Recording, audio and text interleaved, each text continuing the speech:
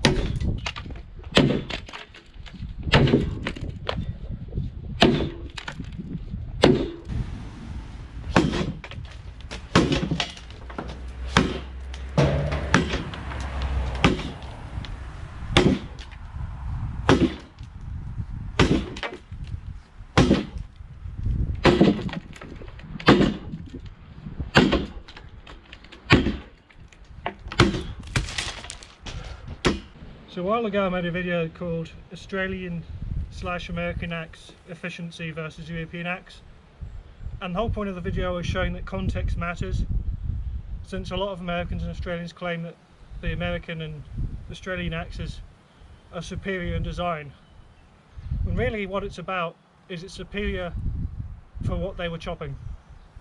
In Europe you have a lot of coppice wood, and these thin axes can cut through stuff up to about 6 inches extremely efficiently, because you're not really having to remove chips.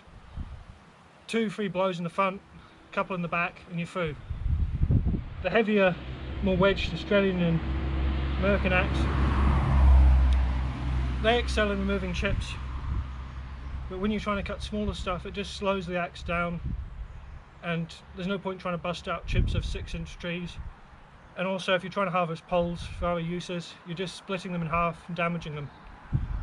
So I recommend going and watching that video first, and then coming back to us if you haven't already seen it.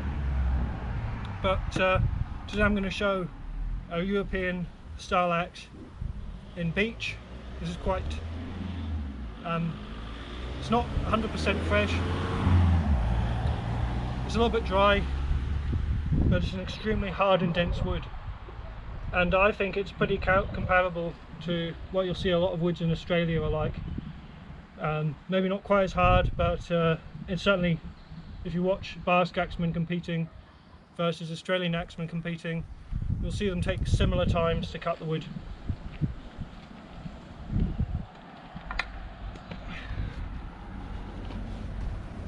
So I'm just going to put a few hits in the front of this. Obviously that bit's got a chainsaw mark in it which is split off, but you'll be able to see anyway.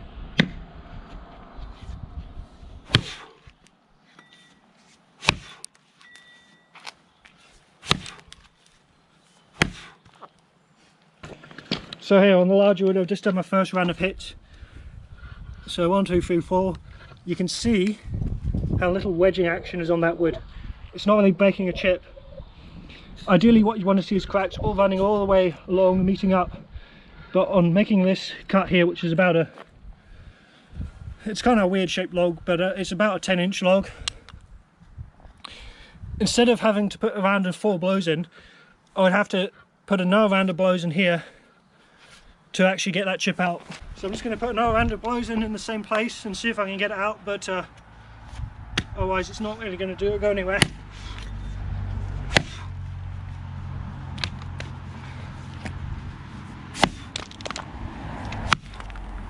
That one did come out, but you can see there it's taking 2 rounds of blows to get that chip out rather than 1 round.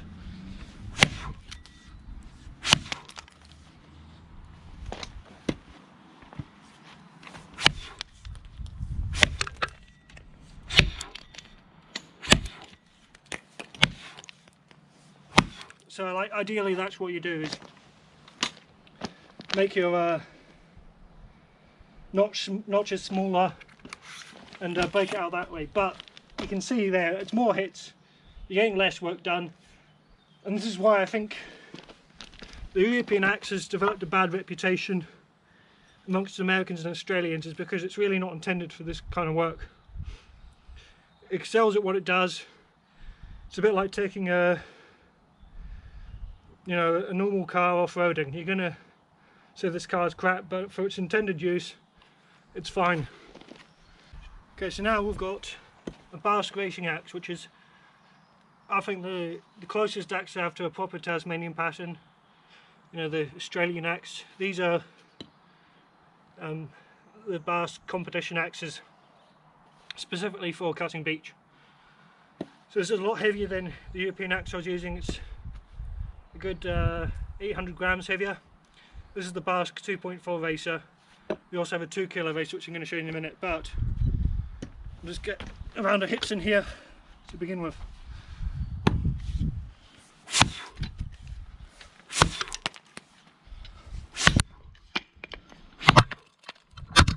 Okay, so as rather explosively demonstrated, that one round of hits busted out those chips no problem. So explosively, in fact, that it knocked over the camera. So I don't think it becomes any clearer than that.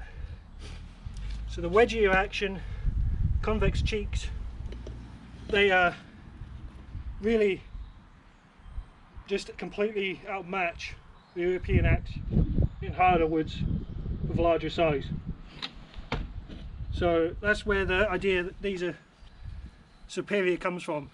You know, you get off the boat in Australia with your European axe and you go out into the woods and you try and use the thing and it's not really intended for the role, and you think, what a shit tool. That's what it comes down to. Whereas for European context of coppice, it's the optimal design. For heavy hardwoods, the Australian or American axe completely outmatches it.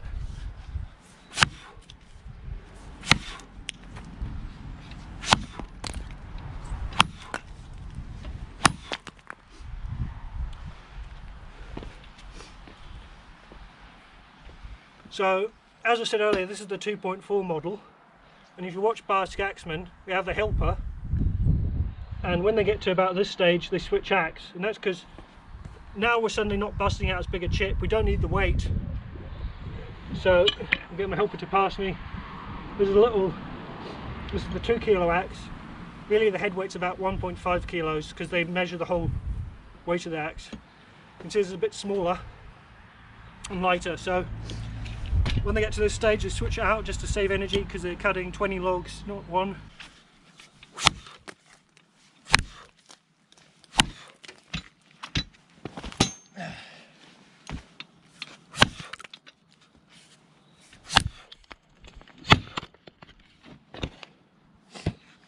This thing's very wobbly because one of the pins busted out.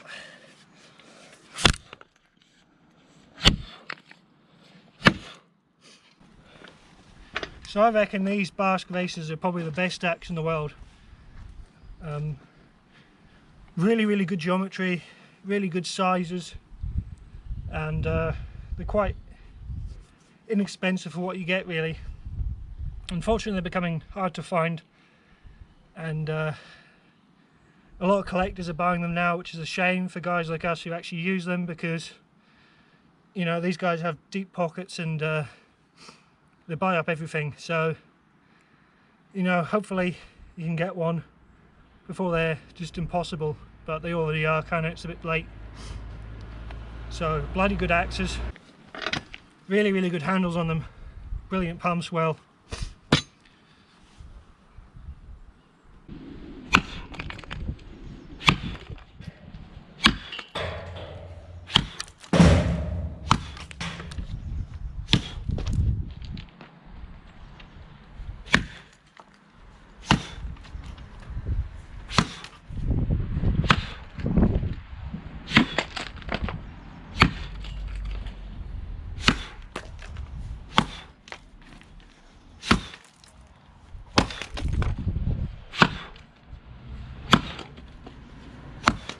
Whatever you do, do not look at his gut. Don't look at his gut, Bubbles. Stop looking at it. I'm not. Stop looking at it, Bubbles. Julian, I was just reading where it says... Still.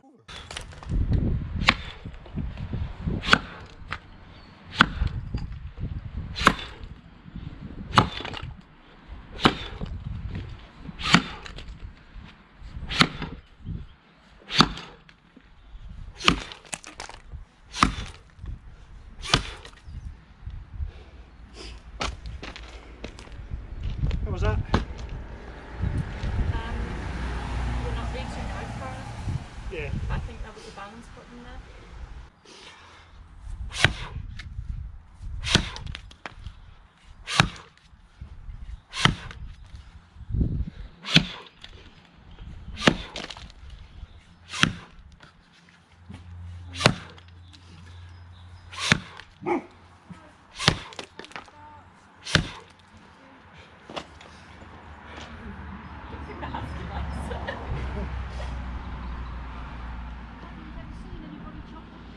Bye.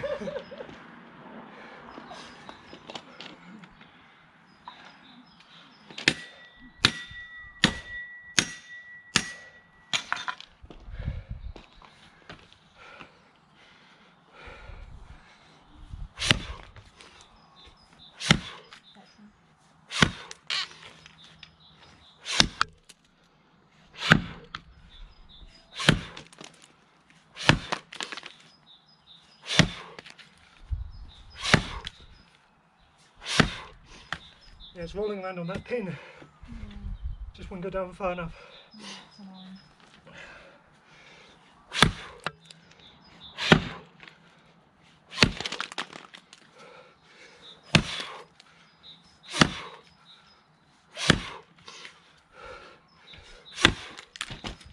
Yeah, bark, slick as fuck.